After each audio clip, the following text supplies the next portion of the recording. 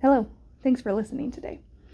If you're a fan of 90s country like I am, you're probably familiar with the Garth Brooks song Unanswered Prayers. He sings about asking God to help him catch the girl of his dreams in high school, but then it goes on to say how happy he is with his wife. I have had my fair share of boy prayers in high school, but this is a more recent story. This is going to make me sound pathetic. Back in February, my husband decided to apply for his current job.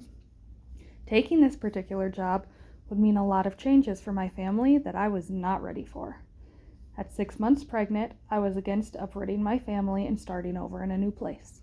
A new home, new job, new church, new babysitter, new environment, all with a new baby. It sounded like way too much hassle. And I knew, because it is a prestigious position in his line of work, it would be very difficult to turn down if the offer came his way. Are you ready for the terrible part? You've probably already guessed it. I prayed very selfishly that my own husband would not be offered the position he wanted. I am not proud of myself. In fact, it makes me feel pretty terrible.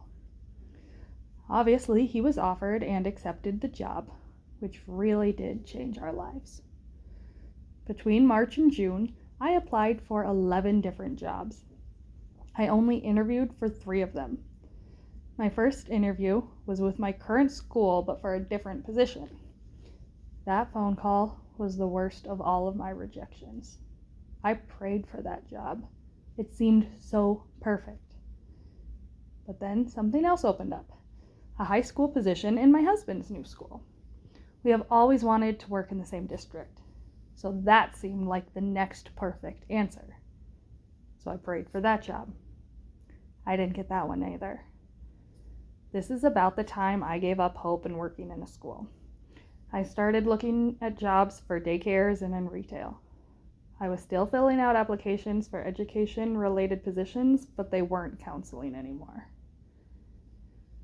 I didn't even know what to pray anymore.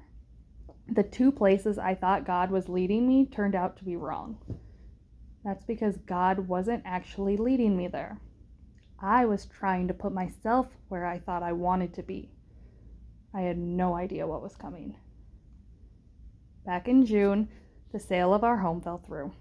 There's a lot of details I'm not going to get into, but that was a situation that brought back many of my unhappy feelings. I started questioning again if we were really doing the right thing. Even if we could get enough money for a down payment on our new home, would I have a job to help with the monthly payments? Why do we keep hitting hurdles? What is the purpose of all of this? I was trying to find happiness in all the changes and uncertainties, but I was really struggling to see it through all of the rejections. I knew I had to give up my control at this point. I was so emotionally exhausted, I couldn't do anything except give it all to God and wait. I didn't like that, but I had no other choice. Nothing I had been planning or wanting had worked out. Proverbs 3:5 tells us to trust in the Lord with all your heart and lean not on your own understanding. I wasn't doing that. But it was the only option left. It shouldn't have taken me so long, but I finally prayed that God's will become clear. Thankfully, God worked quickly this time. The next day, I got a voicemail that made me cry. I had been crying quite a bit during this time, so my husband assumed it was stress-related. Again. He listened to the voicemail, asking if I was still interested in working at my current school. You know why God didn't give me the first job they opened? Because I wasn't the right fit, and it wasn't the right fit for me. They hired someone who is awesome for that middle school position. I was offered a high school job. High school is my favorite. Plus, it's an 85% contract, meaning I don't have to be here on Fridays. That day home with the kids is so important to me. I love everything about this job. It's the job I didn't even know I wanted because I didn't know it existed. What a happy ending. We can't see God's future plans. That can be incredibly frustrating. But don't be like me. Praying for my own selfish desires didn't help. Instead, it made me feel like God was failing me.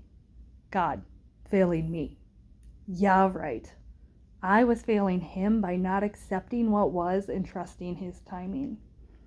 The well-known verse Jeremiah 29:11 reminds us that God has plans to prosper you and not to harm you, plans to give you hope and a future.